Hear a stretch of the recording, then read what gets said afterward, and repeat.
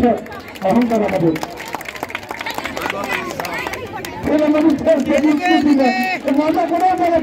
ফেরাউন এবং নমরুদের চাইতে বেশি স্বৈরাচার।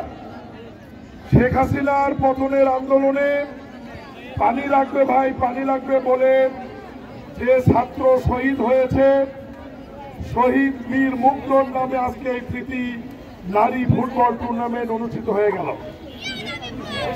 এটা যারা আয়োজন করেছে তাদেরকে কৃতজ্ঞতা প্রকাশ করতে হবে। এই কারণেই বাংলাদেশ জাতীয়তাবাদী ছাত্রদল মোকামতলা ইউনিয়ন কমিটিকে শত বছরের ইতিহাসে আজকে মোকামতলা খেলার মাঠ ইতিহাস তৈরি হয়ে থাকলে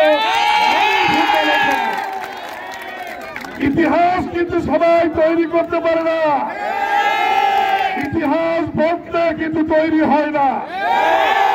এই যে 2025 সালের 3 তারিখে এই মাঠে জীবনেও কেউ কোনোদিন শুনেনি যে নারী ফুটবল টুর্নামেন্ট হয়েছে।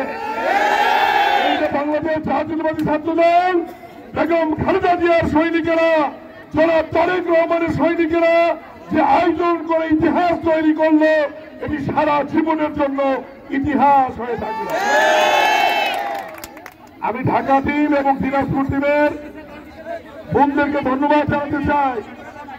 অত্যন্ত নৈপুণ্যতার সহিত নান্দনিক খেলার মাধ্যমে দর্শকদেরকে পুরো 1 ঘন্টা তারা মাতিয়ে রেখেছিল। এই জন্য তাদের জন্য একটি জোরে করতালি।